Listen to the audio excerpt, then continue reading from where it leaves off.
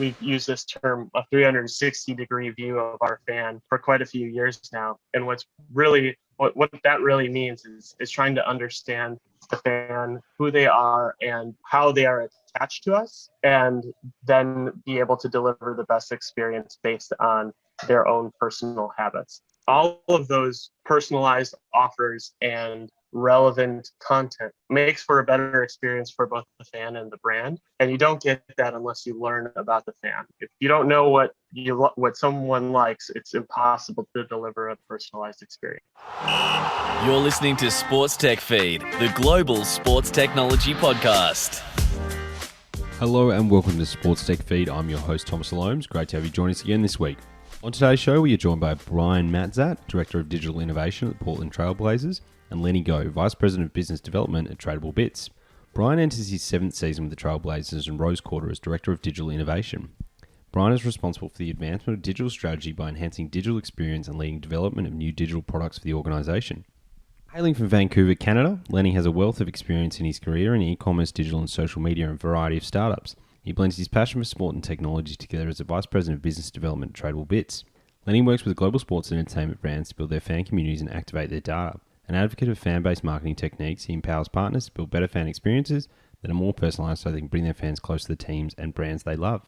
Really excited for today's discussion between Lenny and Brian. We cover off a lot about fan engagement, obviously how that can drive revenue, because without that, it is kind of an empty subject, to be honest. But we cover everything from the importance of first-party data, rolling into lots of stuff about NFTs and balancing between engaging fans where they are and trying to migrate them onto your own platform. So really interesting discussion. As I said, I'm your host, Thomas Alomes. Great to have you join us again. If you don't know anything about Sports Tech World Series, we are the global community for sports technology, and my primary role is offering research, consulting, and advisory services to the sports technology community. So if you are a sports tech vendor, if you're an investor in sports technology or looking to invest, if you're a team or league and you're wondering how technology can have a role in improving your on-field and off-field performance, then feel free to get in touch. Thomas at sportstechworldseries.com. You can also reach out to me on LinkedIn. Thanks again for joining us on Sports Tech Feed. Brian Matzat, Director of Digital Innovation at Portland Trail Blazers, and Lenny Goh, VP Business Development at Tradable Bits. Welcome to you both. Thanks for having us. Yeah, it's great to be here. Thanks for having us, Thomas. And I just realized that we're in an audio format and people won't know who's who. That was Lenny that you heard first, and Brian is the second voice. So we don't often do multiple guests, but this is great to have both of you joining us today to talk about driving revenue and fan engagement and some of the cool tech that's coming down the line and some of the old tech that's coming back as well that we'll get into. But first question, pretty basic one, but incredibly important when we're talking about this sometimes fluffy, nebulous, touchy-feely concept of fan engagement. But how do you actually use fan engagement to drive revenue? And Brian, I guess over to you for that one first. Yeah, for sure. I see a few different ways. I think that the most logical first one is through partnerships. So being able to attach a partner in a meaningful way to anything we're doing to engage fans is a home run for both the partner, for the team, and for the fans. It is able to give us more opportunity to lift any engagement campaigns that we might have. And quite frankly, right now is something that we are basically required to do. We've had in the last 14 plus months, we've had to rethink everything that we were doing, especially in Arena, is now on the digital side. So we're rethinking how we do things with partners and focusing purely on a digital scale. I think something that is probably the next most logical is lead generation.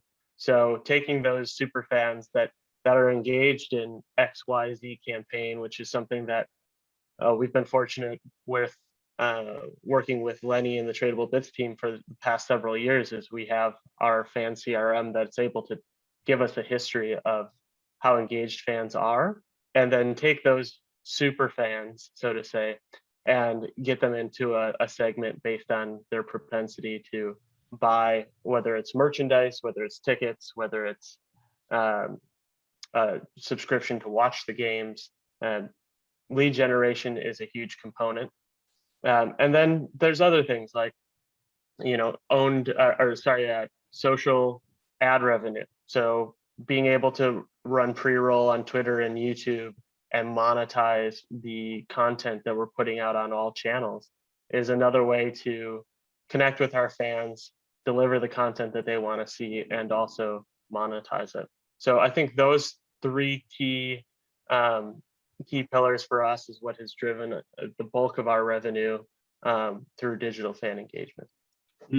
And so, well, you mentioned there social media platforms and also other platforms. If you include YouTube as a social media platform, that's a whole nother debate, but external third-party platforms for your content and for your fans. How important is first-party data though?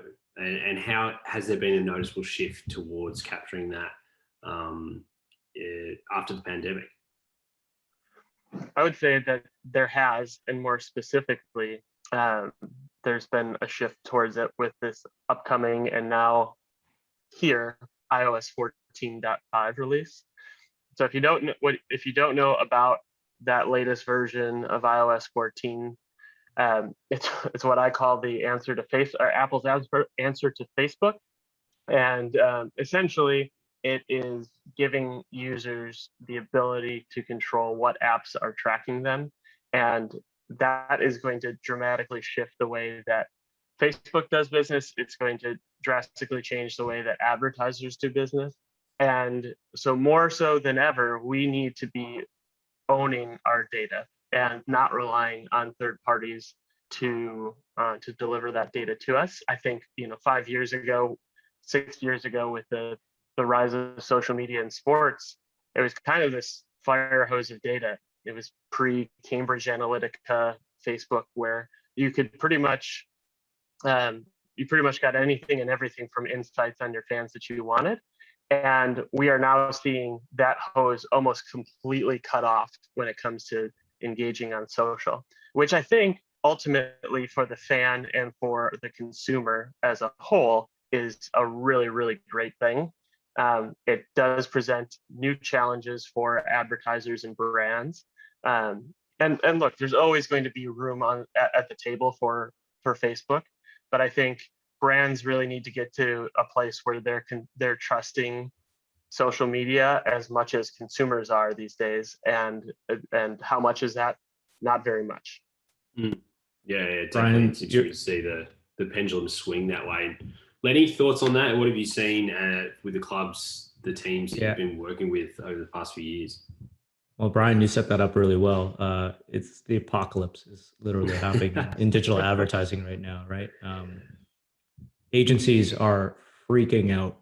They don't know how to handle this. All the reporting's changed, like how they can retarget it is gone. So in our world, we've been preaching first-party data for years. Own your own fan base, know your fans, market smarter. This has always been part of our mantra. So as this stuff started to happen, it's been great. The partners that we've had, we've been working with Brian, 5-6 years maybe. We have a database of first-party data that he can hit, still find ways to market that fans authentically. The key around this is really about fans choosing to raise their hand and consenting. But the brand, on the other hand, has to make sure they're giving something back of value, right? That's part of that relationship, and that's where the fan engagement piece comes together. So thinking about it from numerous ways, fan engagement is really about that digital journey for the fan. Every digital touch point, whether they're entering a campaign or contest, whether they're buying a ticket, buying some merch, engaging on social, doing something live at the game in digital, that an activation that we may have done. We want to understand the footprint of that fan and how they're doing it, so we can ultimately help our partners make the best fan experience possible. We want it to be really overall, like, just a lot better. So what's the balance then between engaging fans where they are on social media, so meeting the fans where they are, and then trying to migrate them onto your owned platforms. So capturing that first party data, how do you balance between the two? Because obviously social media it may be the apocalypse, but it's still an incredibly powerful tool for connecting with a wide group of people. Yeah, maybe I'll take this to start for, yeah. So like the way Brian and a lot of our partners have been doing it, it's social is kind of where they're at for sure.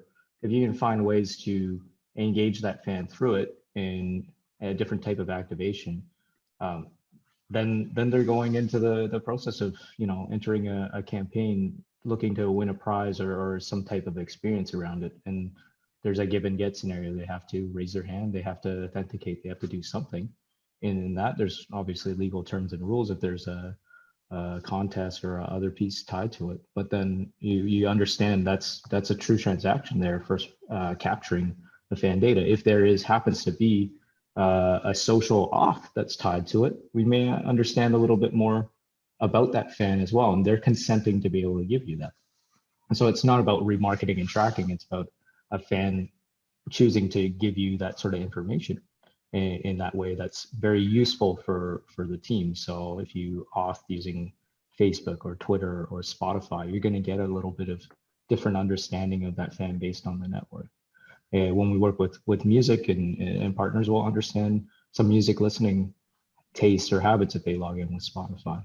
Or maybe how they interact in a campaign will give us more insight into it. You know, they may not even have had to log in with a social auth, they just put in your name, but how you answer in a personality quiz, what you answer along the way is it can be, you know, harnessed and you understand a little bit more about the fan. But the whole idea, the concept is not it's to make sure that you understand well enough to create a better personalized experience, the best fan experience possible. It's about doing things for good and not for evil. That's a bold way to put it, but that covers everything. And Brian, thoughts on that? How do you balance between the two? Yeah, I think you both brought up really good points. One is you need to meet your fans where they are. That will always remain true. Meaning, there's reasons why there are some teams that are more active on Reddit than others. The fan base if the fan base is participating in Reddit, then that's where the team should be spending a bulk of their time. If you find that your fans have a higher propensity on Twitter, meet them there. But at the end of the day, we need to not forget about providing value to the fan, and simply engaging with the team is not enough. And so to Lenny's point, something that we try to do is learn about our fans. And we've used this term, a 360-degree view of our fan, for quite a few years now. And what that really means is trying to understand the fan, who they are, and how they are attached to us, and then be able to deliver the best experience based on their own personal habits. So if we know someone is going to be a super fan of CJ McCollum, then let's make sure that CJ McCollum is front and center if they open the app. Or if we know that they are a huge fan of Yusuf Nurkic, let's make sure that if we are sending them offers for our retail store, that they are branded with Yusuf Nurkic's jersey. All of those personalized offers and relevant content makes for a better experience for both the fan and the brand. And you don't get that unless you learn about the fan. If you don't know what someone likes, it's impossible to deliver a personalized experience. So that comes with learning who they are on social. That comes with learning who they are when they're engaging with their owned and operated. And then on the data side, finding a way to aggregate all of that information into one centralized profile for the fan. And so from the sounds of it, it's not just the classic kind of, I have, D2C, direct to consumer. I have the ability to go direct to you on a email, on an app, something else where I'm just kind of there. I'm not mediated through a third party social media platform. it's not just the value of directly accessing fans, it's knowing more about them. It's that personalization piece, as you said. It's not purely, I can get to my fans faster. It's I know more about them. So wherever I do get to them, it's going to be better quality for them, better value for them. And then that's much more likely to translate into revenue. Conversion. Yeah, exactly. It's really about creating a more authentic relationship, right? Like you can have a wide variety of ways people prefer communication. Some might convert better on email. Some, an ad would work for them. SMS might work better for a different group of people. I think we want to understand these segments of fans and ultimately choose where the best form of communication is going to be. That's going to be the most relevant as well too. There's nothing worse than just send an email blast. Like we know that doesn't work, right? But targeted to a very specific group. That's the key, and that's fundamentally what we've been doing in partnership together over the years.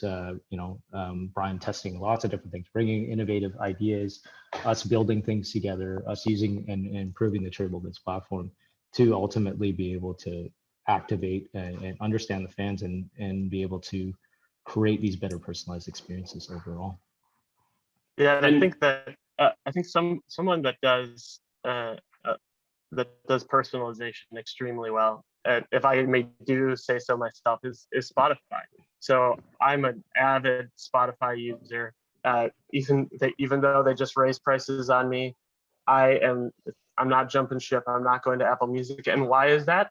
Because every Friday I get so stoked about the release radar playlist that they update. And I'm a West Coaster, so they give it to me at 9 p.m. on Thursday. So I'm even more excited on Thursday night.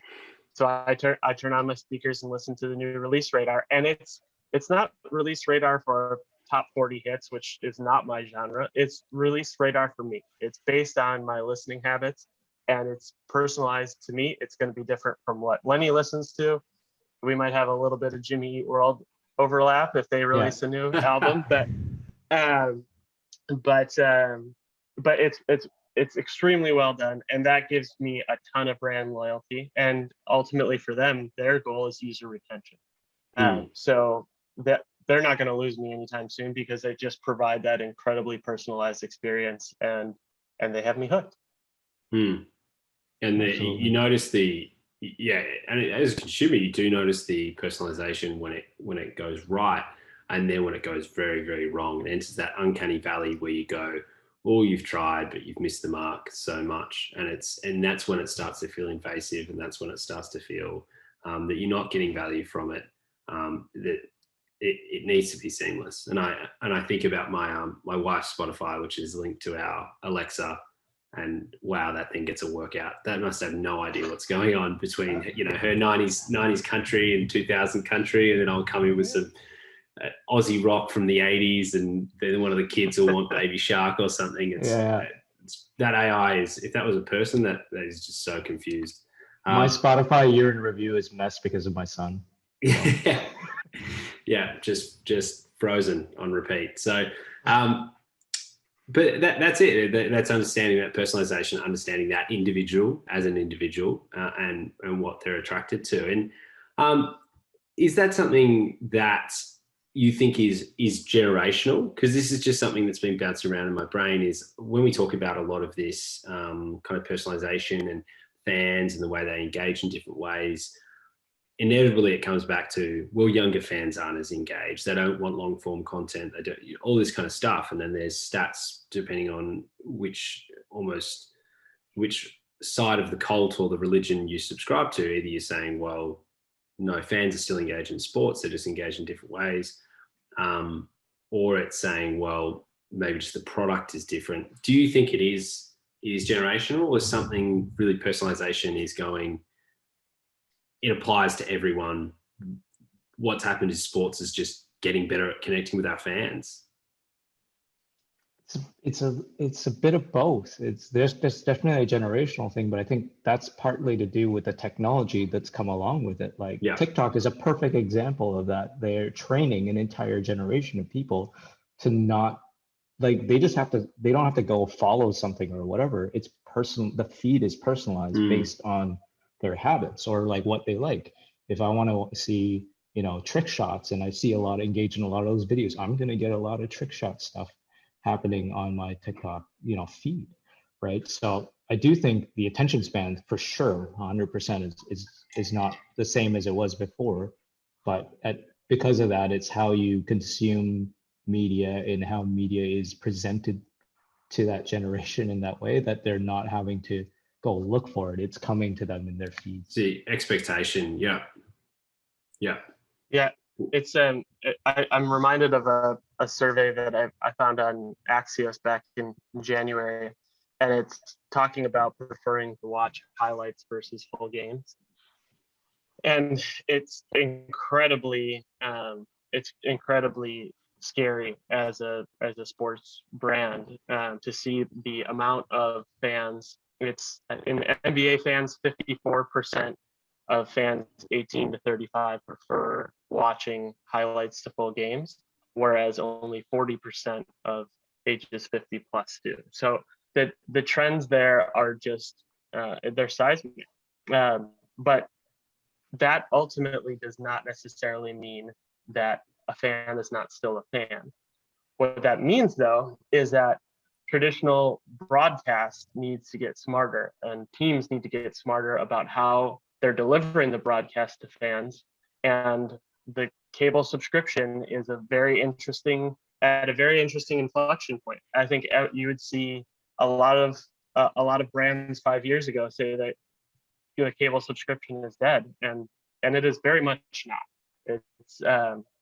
It's for better or worse, it is still very much alive, and so teams need to continue to push to innovate in this model, because eventually those 50 plus will become 60 plus, and they will not be our target demographic anymore. So how do we meet the fans where they are in that target demographic?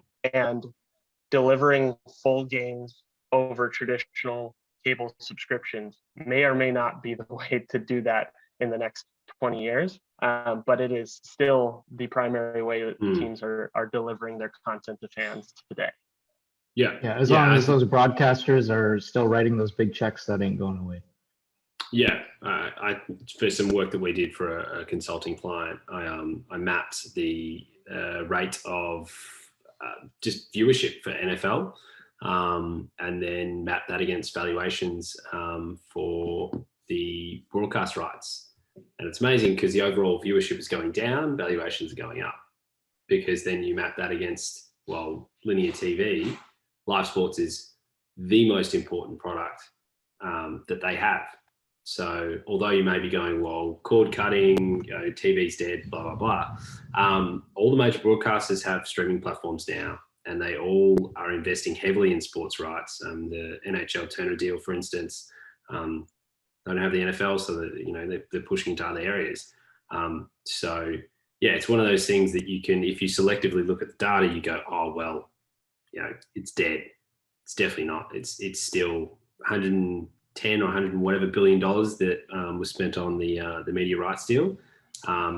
But there's also room for innovation within that, and we're seeing that with multicasts, multiple channels, streaming, what it is across the app experience and stuff like that. And that leads on to the next question around innovations in the membership experience. So membership, as it classically stands, is or season ticket holders or whatever that is, wherever you are in the world, is I pay up front at the beginning of the season. I get guaranteed seats, or I'll get the opportunity to purchase seats. I'll get some sort of membership pack with merchandise. I might get, if I'm at the really top end, I might get a VIP experience where I get to meet and greet players, or I get a signature, or I get some sort of souvenir. And then I go on my merry way. And that's available for people that are within the location of the stadium or have the means to get there. And then for fans further afield and global fans, it's not really a value exchange that they want to do. Why would I be paying for a seat that I can never access? So how do you think the virtual digital membership experience is going to look like in the next few years? Is that going to be one of those things that, because there is no limit to the inventory that you can sell, you're limited by the amount of seats you can sell in a physical sense, whereas virtually there's absolutely no limit to that. Do you think it will be on par as a source of revenue?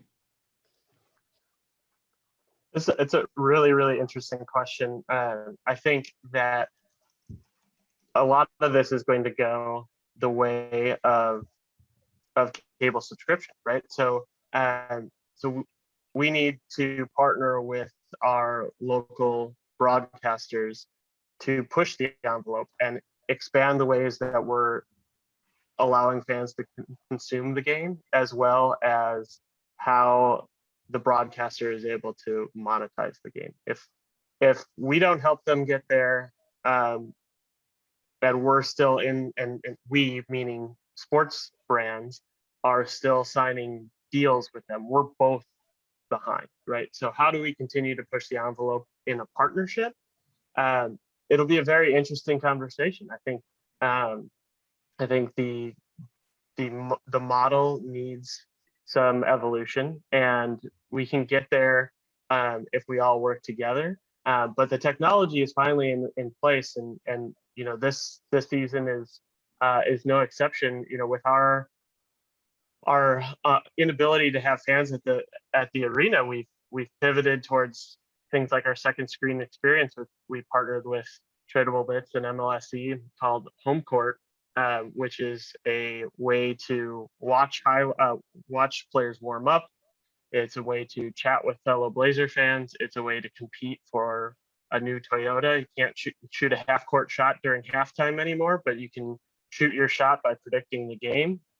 And then even fun things like retro 8-bit games that fans can play. And so I think you augment that with something like the live broadcast, and all of a sudden you have this ability to engage the 99.5% of your fan base who is not going to be at the arena. And that is this mythical group of fans that we sometimes forget about. Because the arena experience has so much revenue tied to it, we often prioritize that over instead of everyone else that's watching the game. And so we need to, the pandemic was a very firm reminder of that group, and we need to continue to prioritize them as much as we've been prioritizing the in-arena experience over the years. And it feeds in as well to what we're talking about generational shifts, is that younger generations will pay for digital and virtual experiences in the same way that older generations would pay for physical. I mean, what we've seen with the NFTs and the collectibles is, for a lot of older generations, wrapping your head around, why would I buy a digital collectible? For the younger generations, well, why would you buy a baseball card? It's looking at either side and going, it doesn't make sense to me. And that's a way that you can, again, obviously collectibles have limits on them. That's how they generate their value, scarcity. But as part of your virtual membership, you'll get an NFT of a highlight of a dunk or whatever from that game that you attended. And that has real value. And I think gaming, for me, certainly has led the way on this. Esports, what we've seen with Fortnite, a lot of people talking about the Travis Scott Fortnite concert.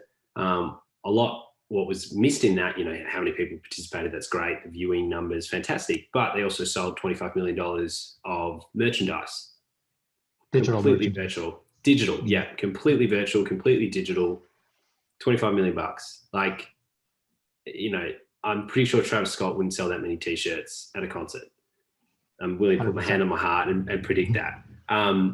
So it's really, that's a bit of another seismic shift that's, it feels like it is seismic, but it hasn't quite been realized as much as it should.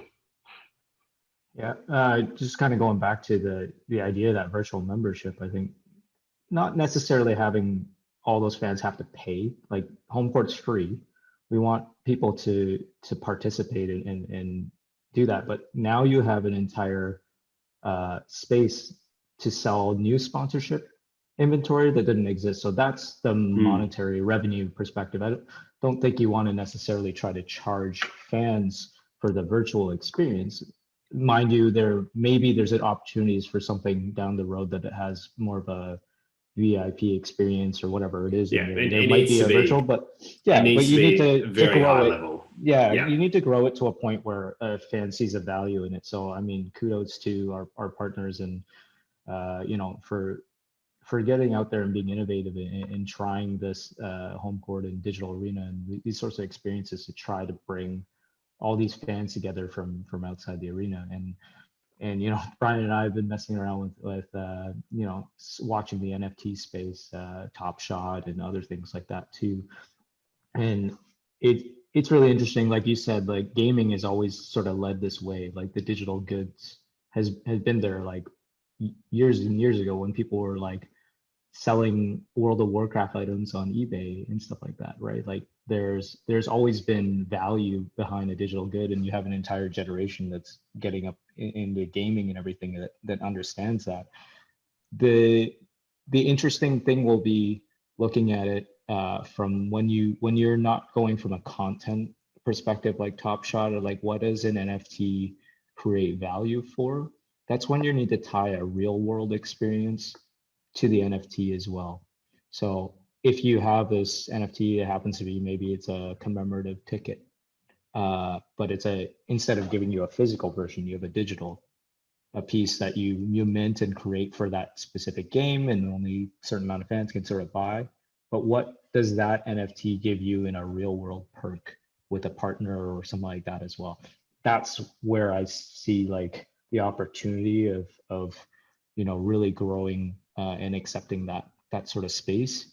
And then it's not just that digital good, it's this digital good, which is kind of cool. It's got all these things, but I can get some type of real world perk out of it as well. Yeah, definitely that convergence between the two. And that's, I mean, having to get into the metaverse and if we start talking about that now, we'll never stop. But I really appreciate your time. We're kind of coming to the end of our time allotted. So I want to ask you both a question we ask all our guests, which is, what is your favorite sporting moment of all time? Ooh. Lenny, you're up. I'm up. Okay. On the spot. I'll give Brian a little bit more time to think. It's 10-year anniversary, actually. The 2011 Stanley Cup playoffs, Vancouver Canucks versus Chicago Blackhawks, Alex Burrows OT winner. I was sitting in the press box. I was the intern for the Canucks, wondering if I have a job the next day. And he scores the OT winner, and they go on the next round. And they go all the way to Game 7 of the Stanley Cup Finals. Fantastic. We've got the jersey in the background as well there. So, Brian, yourself? For me, I'd like to think, I tried to rack my brain around my childhood, and I was raised in Milwaukee, Wisconsin. And if you know anything about the NBA in the 90s, the Milwaukee Bucks were nothing to cheer about, unfortunately. And then I hit my teenage rebellion, anti-sport years right when they actually got good. So I didn't really pay attention to the Bucks when they made it to the Eastern Conference Finals. So this one's pretty easy for me. It's Dame's shot over Paul George and the OKC Thunder 2 years ago in the playoffs. I was lucky enough to be in the arena at the time, and I'm surprised my ears weren't bleeding coming out of the arena. It was so incredibly loud, hugging strangers. It was just the most incredible experience I've had in a sporting event ever, and I mean, the shot was just insane, right? The so iconic, the arc on the ball. I mean, just everything about it was just mind blowing. And then they made it to the Western Conference Finals, which is nothing to sneeze at. So that one stands out for sure. Fantastic. Okay, it's great. I'm sure there's an NFT of it somewhere. I haven't checked Top Shot in a while, but yeah, I'm sure there's probably one of that out there. Just might cost a small house to get your hands on it. Dame's got his own now. They're on OpenSea, so check those out if you have time. Sounds good. Well, thank you so much for your time, Brian. Thank you so much, and Lenny as well. It's been a really great chat. I've got a lot out of it, and we'll include some links to some of the stuff that we've discussed in the show notes, and hope to speak to you again soon. Thanks so much. Thanks, guys.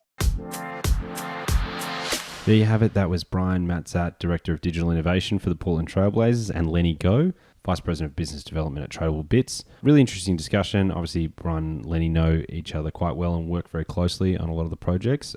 So cool to kind of see their thoughts and bounce off each other. And of course, we had to get NFTs in there somewhere. A real buzz term kind of topic, but as we talked about, has the potential to have a huge impact, and really that convergence of digital and physical is something I'm going to keep hammering on until I'm blue in the face, but I think it's got the potential to really revolutionize the fan experience and also how it's monetized. So in terms of providing other opportunities for sponsorship inventory, providing other things that value adds that you can sell to your customers, to your fans, depending on which way you think of them. But at the end of the day, it is about making that fan experience much more engaging, much more value adding. Thanks again for joining us on Sports Tech Feed, the Global Sports Technology Podcast. As always, I'm your host, Thomas Loams. Looking forward to seeing you next time.